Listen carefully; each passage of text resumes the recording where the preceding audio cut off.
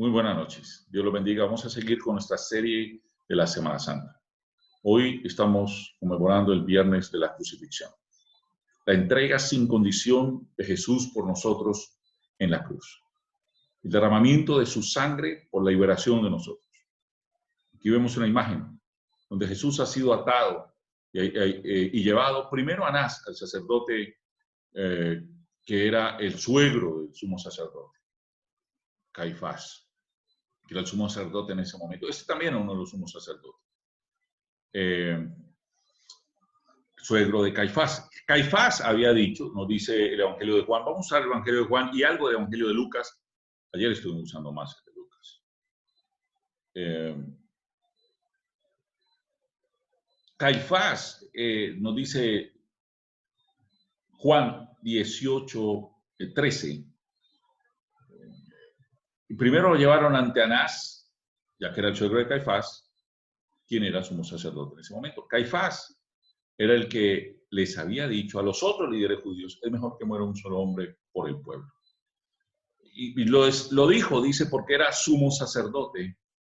Y de alguna manera él estaba hablando una profecía sin saber que hablaba la profecía. Él seguro hablaba, mejor que muera este y conservamos nuestro lugar y no sé, que el pueblo termine alborotándose y en su cálculo humano. Pero en realidad Dios tenía un cálculo divino.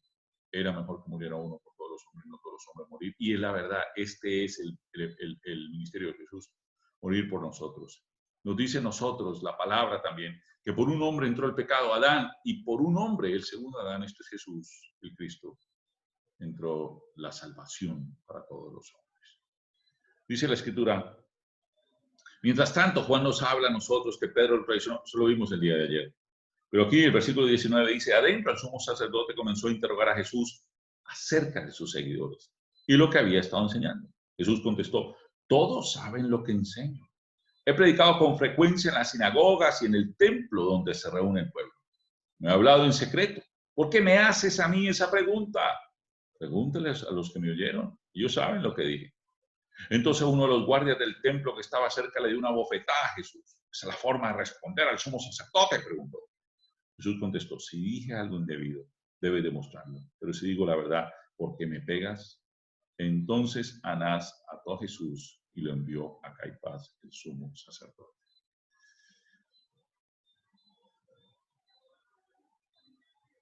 Ahí está el otro elemento de todo este juicio. Decía verdad, tienes que demostrar que dije mentira. Nadie demuestra nada. Ahí no había un juicio en realidad. Si Jesús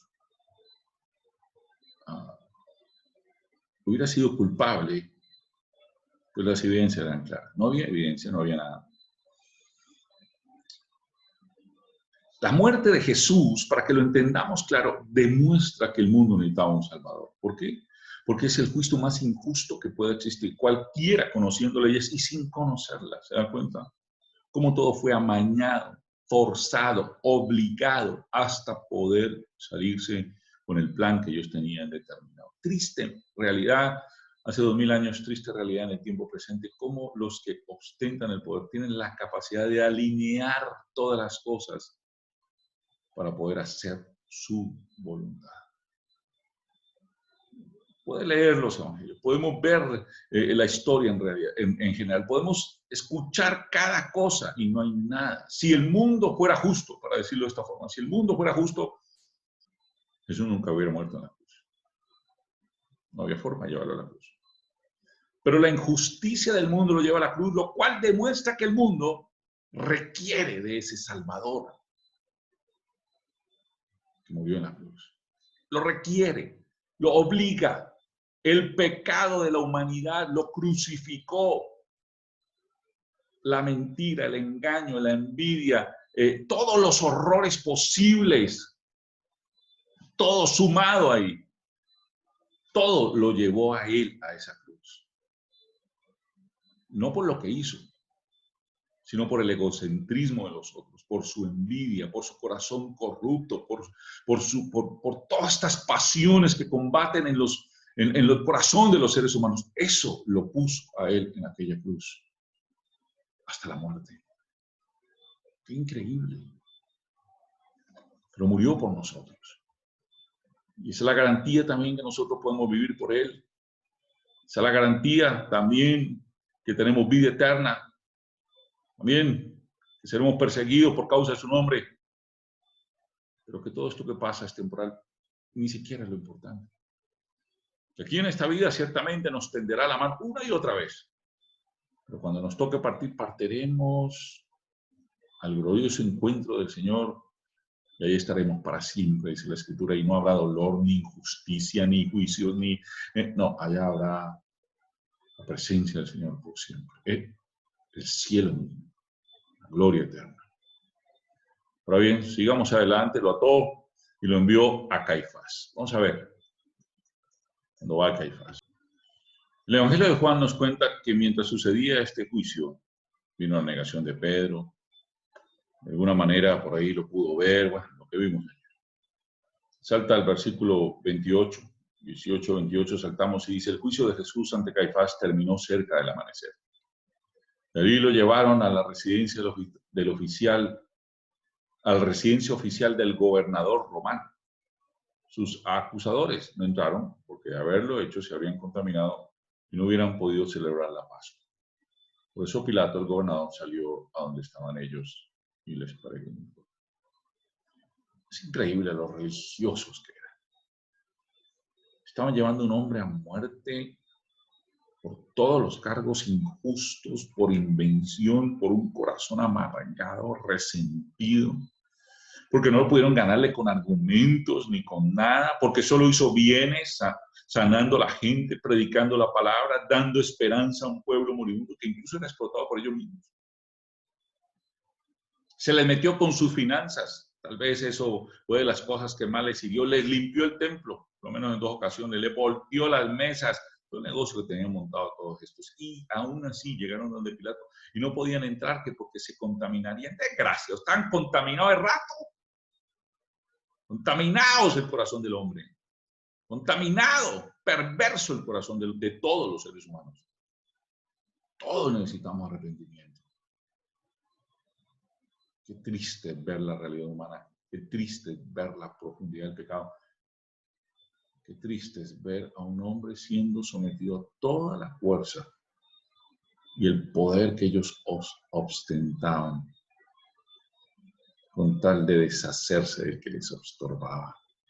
Estos días son días de meditar en tantas cosas que han pasado en esta humanidad, desde las históricas, 2000 años, mira, hasta las actuales, las contemporáneas.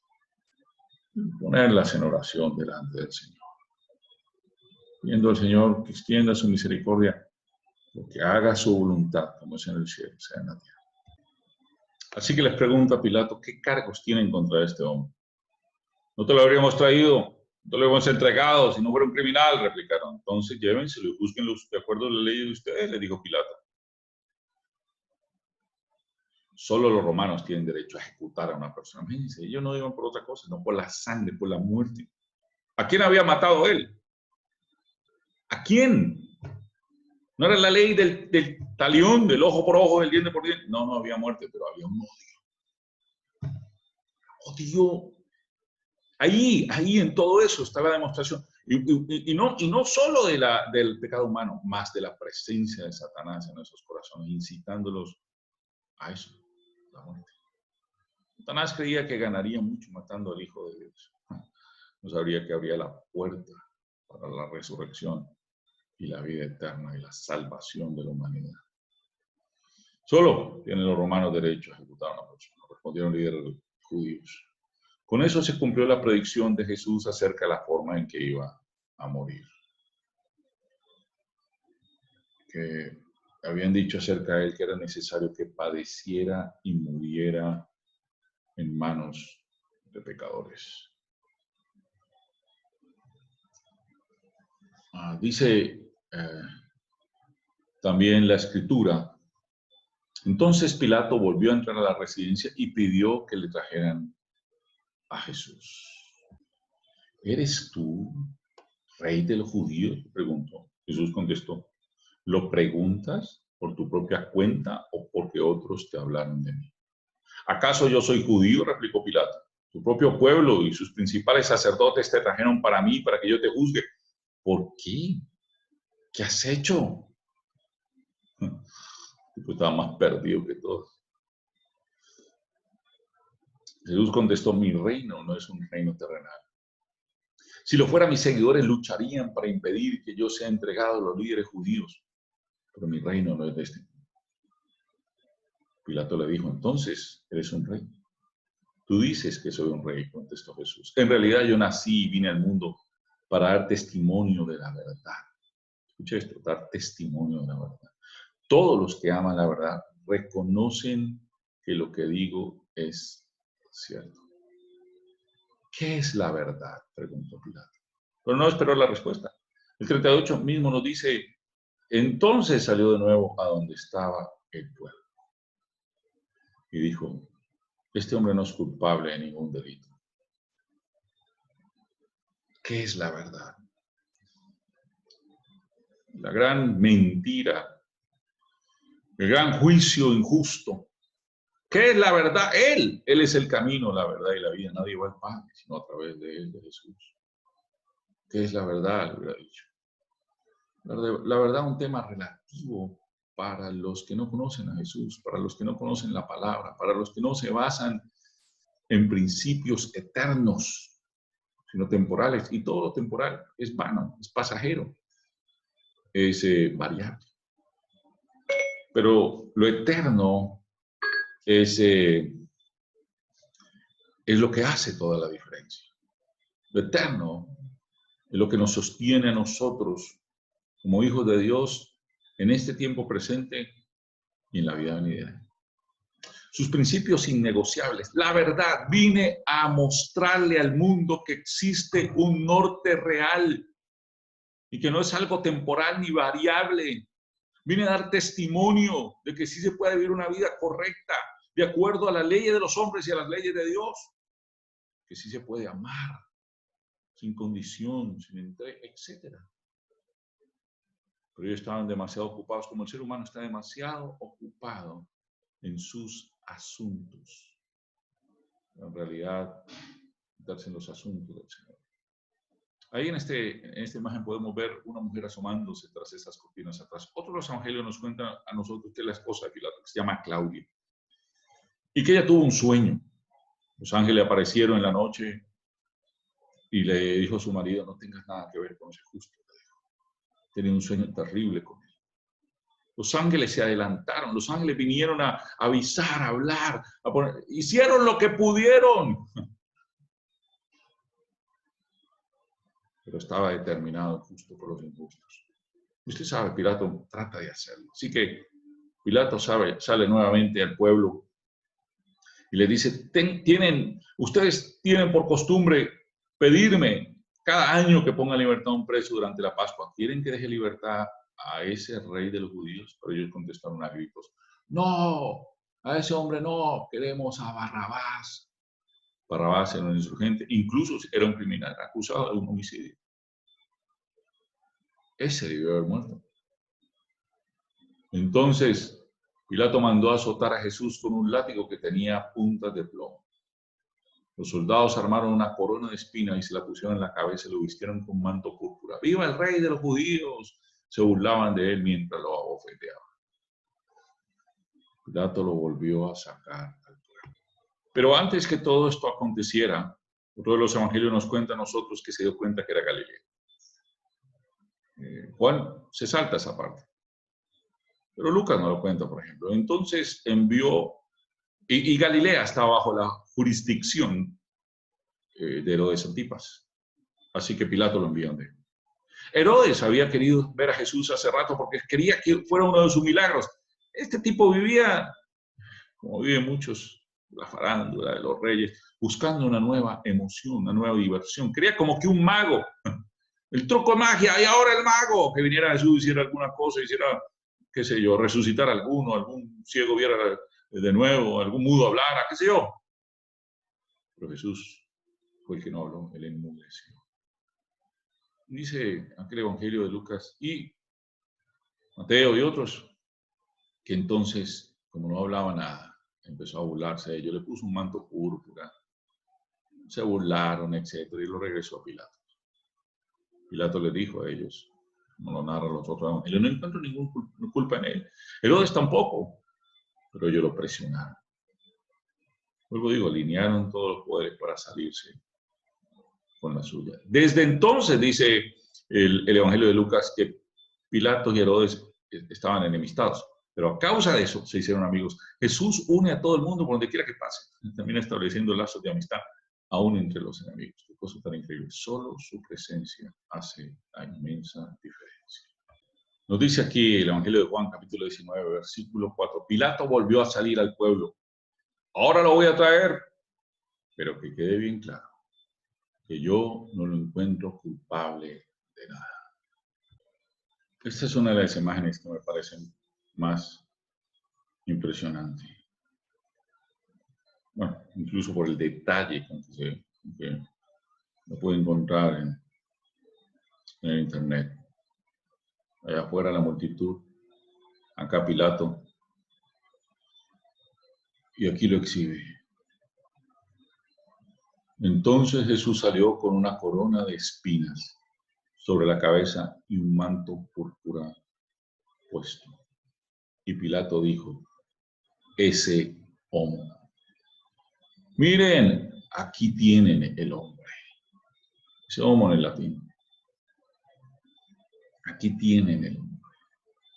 Y esa es la clara muestra de la piltrafa humana que somos, lo que volvemos los seres humanos a los otros seres humanos, cuando cae todo el abuso de la ley, del poder, de las envidias, de los odios, porque esto no se trata solo del poderoso abusando de otros, se trata del ser humano contra el ser humano.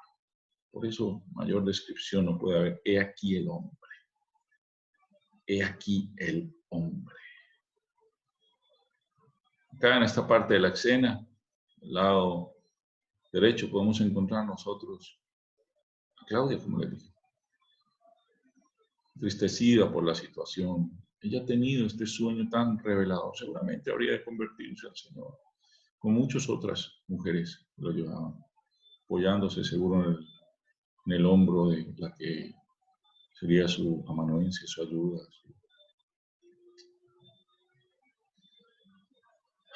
su asistente. He aquí el hombre, qué imagen más tremenda. Pilato hace todo eso en parte también para evitar esta crucifixión. Él entiende lo que está pasando por todo. Él lo puede comprender. Hay algo que ve más allá él mismo. Él sabe que hay una injusticia que está cometiendo, pero está obligado, está preso, está atado. Está atado. Atado por la Pax Romana, con X. Claudio, el emperador del momento, había ordenado sobre todo el imperio una pax, paz. En otras palabras, no quería ningún levantamiento ni brote de violencia. Sobre la cabeza del que cayera ese levantamiento o brote de violencia, pues iba a caer también una consecuencia, un castigo. Por lo tanto, la paz había que mantenerla a toda costa. Había que negociar lo que fuera con tal de mantenerla. Qué parecido tantas cosas que pasan por ahí. Paz de barro, una paz de babas. No había verdadera paz, no hay verdadera paz. Muchos de los que supuestamente pelean por la paz, en realidad lo que están estableciendo es una calma, pero una calma superficial. Por dentro sigue esa violencia tan tremenda que ha traído este hombre abusado al máximo como representante de toda la humanidad. Por unos que ostentan el poder y que han torcido esa multitud en contra de él. Qué triste, qué real, qué profunda escena. Cuando lo vieron los principales sacerdotes y los guardias del templo comenzaron a gritar, ¡crucifícalo! ¡Crucifícalo! Llévenselo ustedes y crucifíquenlo, dijo Pilatos. Yo no le encuentro culpable. Dice Juan, los líderes judíos respondieron, según nuestra ley debe morir porque afirmó que era el Hijo de Dios. Versículo 8, cuando Pilato oyó esto, tuvo más miedo que nunca. Qué increíble. Le golpeó esa revelación. la que los otros lo tomaban como una cosa vana, pero como él, su mujer, estaban bajo esa influencia del Espíritu, en el sueño, en lo que había pasado. Bueno, te digo, hay gente que ve una cosa, pero no ve la realidad de lo que hay detrás. A él lo golpeó esa revelación. Es el Hijo de Dios. Se sintió otra vez. Y dice la Escritura que entonces volvió a llevarlo adentro. Tuvo más miedo que nunca. Llevó a Jesús de nuevo a la residencia y le preguntó, ¿de dónde eres? Pero Jesús no le dio ninguna respuesta. ¿Por qué no me hablas?, preguntó Pilato. ¿No te das cuenta que tengo poder para ponerte en libertad o para crucificarte? Imagino esta escena tan tremenda. Él con el poder de hacerlo, pero con un compromiso político tan inmenso. Wow. El deber del poder, la soledad del mando, los intereses de los poderosos, la libertad, entre comillas, del que ostenta el poder, libertad ninguna, preso del poder, podríamos decir tal vez nosotros, presa del poder. Pues así está este hombre. Entonces Jesús le da esta respuesta. Tienes poder. Entonces Jesús le dijo, no tendrías ningún poder sobre mí si no te lo hubieran dado desde lo alto. Así que el que me entregó en tus manos es el que tiene el mayor pecado. Qué revelación más impresionante. No tendría mayor poder si no te hubiera sido dado desde arriba, de lo alto. ¿Y a quién se refiere? Pues de Dios mismo. Dios autorizó que esto ocurriera. Porque era la única manera en que el ser humano fuera salvado. En otras palabras, yo no estoy aquí por la voluntad humana, estoy aquí porque hay un propósito de Dios. Así nosotros no entendemos esa realidad, o nos cuesta trabajo o no queremos aceptarla. Incluso porque ocurren todas las cosas que ocurren, porque hay una voluntad de Dios detrás de todo eso. ¿Pero cuál es? Pero contame, pero decime, pero... No, espérate. El punto no es si la comprendemos o la analizamos, sino en quién confiamos. Porque muchas veces nuestra intención tristemente es querer tener toda la información porque él tiene la información y el poder, porque queremos controlar con la información. Entonces es un espíritu de control. Sí, es un espíritu de control. Es un deseo de conocer cada detalle, cada cosa, porque creemos que eso nos da la seguridad. No, la seguridad no viene de todo, conocer todo. La seguridad viene de quién es el todo, de confiar en Dios. Por eso dice la Biblia que Moisés salió de Egipto y se sostuvo viendo al invisible. O como viendo al invisible, porque como es invisible, ¿cómo lo va a ver? Pero como viendo, en otras palabras, usando los ojos de la fe. Por fe y no por vista. Así nos toca. No tienes mayor poder. Y el que te entregó a ti, ese tiene mayor culpa. Y sigue el Evangelio diciéndonos, entonces Pilato trató de poner en libertad a Jesús, pero los líderes judíos gritaron, si pones en libertad a ese hombre, no eres amigo del César. ¿Vio? Ahí estaba la presión política, sin poder alguno, atado al mando, presa del poder. Terrible. Qué importante analizar todas estas cosas en este tiempo. Cuando le debes favores a todos, aunque seas el más poderoso, en realidad eres un esclavo. Eso era Pilato, era un esclavo, pero Jesús había venido a liberar a él y a todos los que estamos bajo esclavitud, de una u otra manera.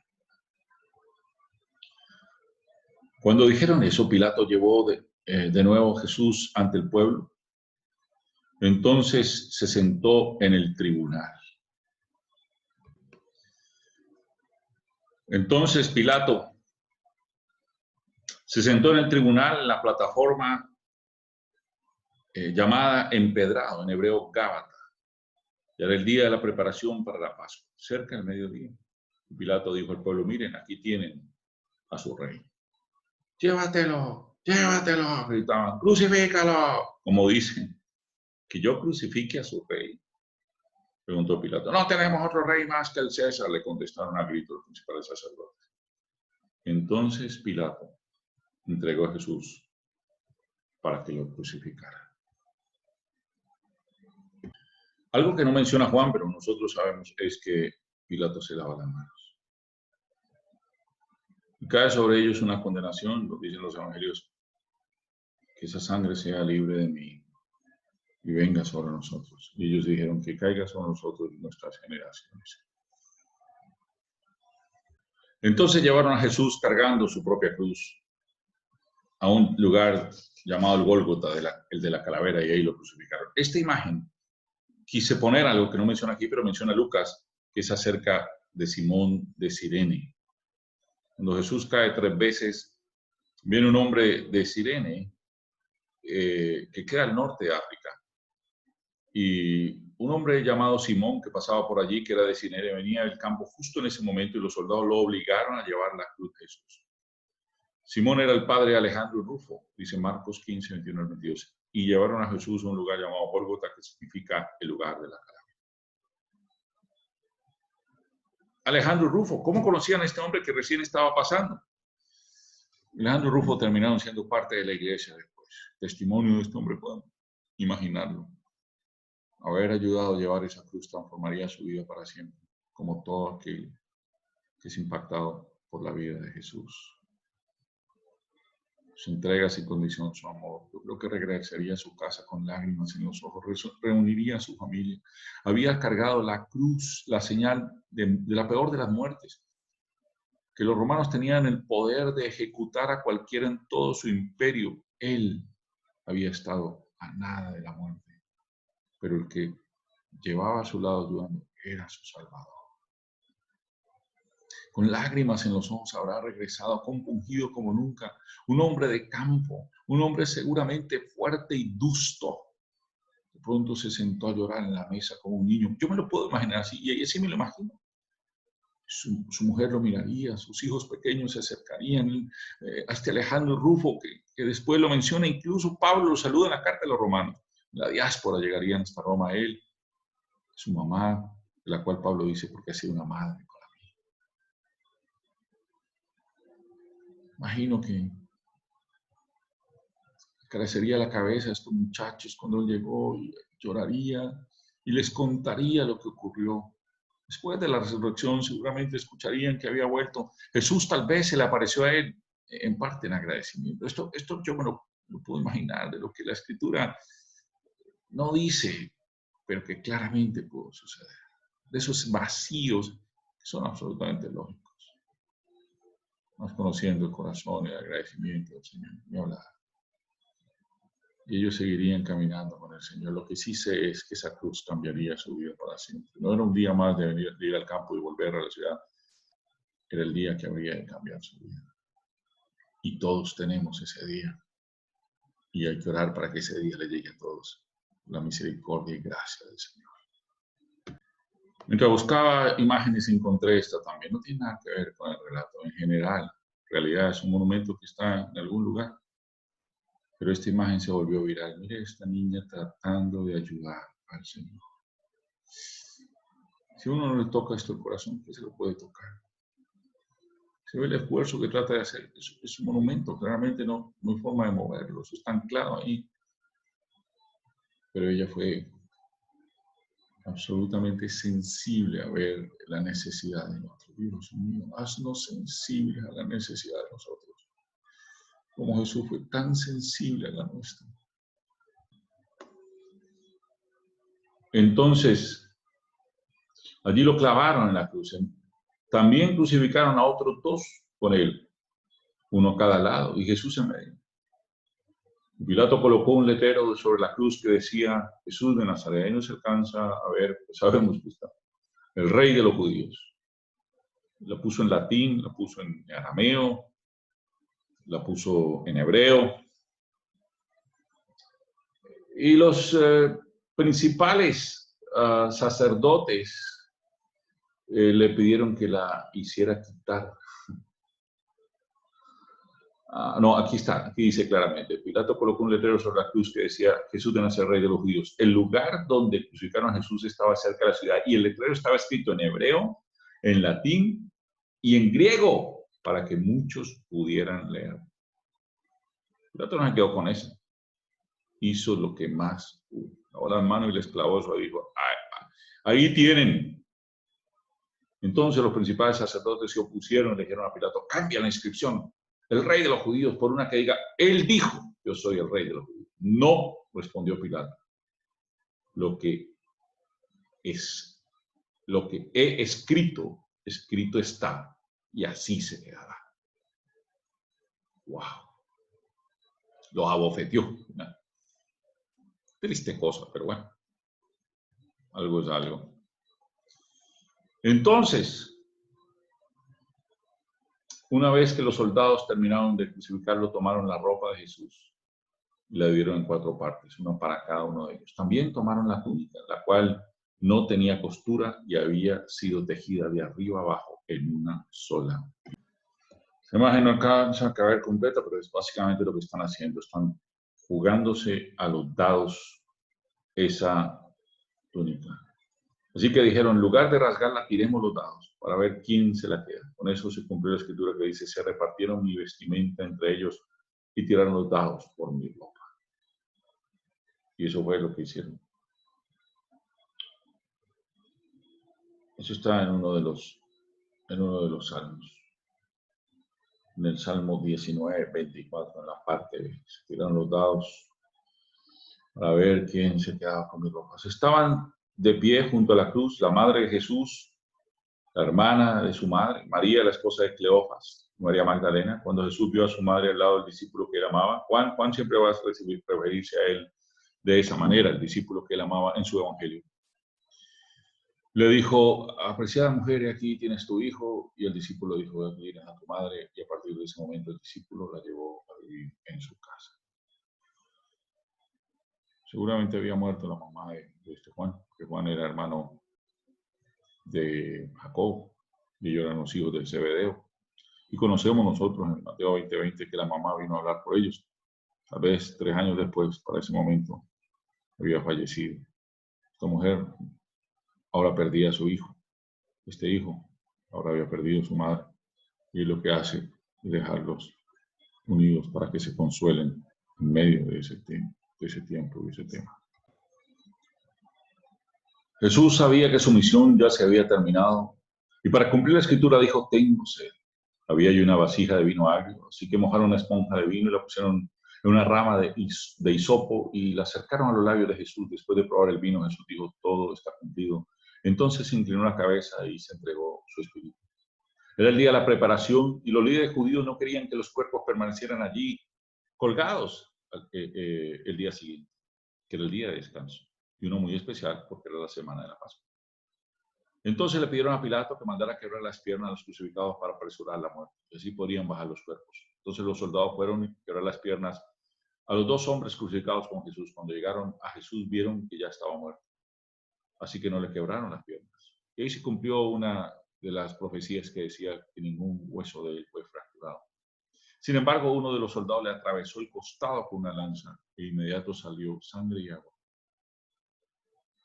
La información anterior proviene de un testigo ocular que presenta un relato fiel. Él dice la verdad para que también continúen creyendo. Esas cosas sucedieron para que se cumpliera la escritura que dice, ni uno de sus huesos será quebrado y mirarán al que atravesaron. Exactamente. Ahí están esos 2 versículos que están en Zacarías 12:10. En eso, Éxodo 12:46, en Números 9:12, en el Salmo 34:20. Ninguno de sus huesos será quebrado y mirarán al que atravesaron. También los evangelios nos cuentan a nosotros que a ese pleno mediodía se oscureció y que fue tinieblas y que el velo del templo se rasgó. Más tarde, José de Arimatea, quien había sido un discípulo secreto de Jesús por temor a los líderes judíos, Pidió permiso a Pilato para bajar el cuerpo de Jesús. Cuando Pilato concedió el permiso, José fue a buscar el cuerpo y se lo llevó. Lo acompañó Nicodemo, el hombre que había ido a ver a Jesús de noche. Llevó consigo unos 33 kilos de ungüento perfumado, una mezcla de mirra y aloe, de acuerdo con la costumbre de los entierros judíos. Envolvieron el cuerpo de Jesús untado en las especies en largos lienzos de lino. El lugar de la crucifixión estaba cerca de un huerto, donde había una tumba nueva, que nunca había sido usada. Y como era el día de la preparación para la Pascua judía, la tumba estaba cerca y pusieron a Jesús allí. Nos cuenta a nosotros Lucas que las mujeres fueron a preparar las especies.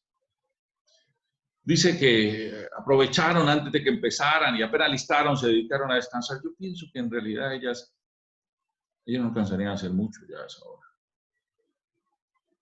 ¿Qué pasaría a las 3? Esto es como las 3 o 4 de la tarde, podrían tener un par de horas. Yo pienso que ellas básicamente descansarían, pero el sábado en la tarde, cuando cae ya el día de reposo, que va del 6 de la tarde del viernes al 6 de la tarde del sábado, que es el Shabbat, arrancarían a trabajar en las especies. Y el domingo muy temprano madrugarían sin haber dormido con seguridad, con la tristeza que embargaba el corazón, y se ocuparon diligentemente en preparar lo mejor para llevarlo al Señor. Pero ese será un tema que hablaremos el domingo en la prédica a las 10:30 de la mañana. Los esperamos por YouTube. Vamos a orar. Padre, bendice cada corazón de los que pueden apreciar esta palabra hoy, los que pueden recibirla, Señor, y que sus vidas sean tocadas. Qué momentos de tristeza, qué soledad tan inmensa. Veo una de estas pinturas de nuestros cuadros que lo reflejan lo mejor que pueden, porque con seguridad era aún peor. Pero que tú nos traes este recuerdo también para hablar a nuestras vidas, para que nuestros corazones puedan ser tocados, transformados, y recordar que nuestra salvación no fue barata, por más que sea gratis.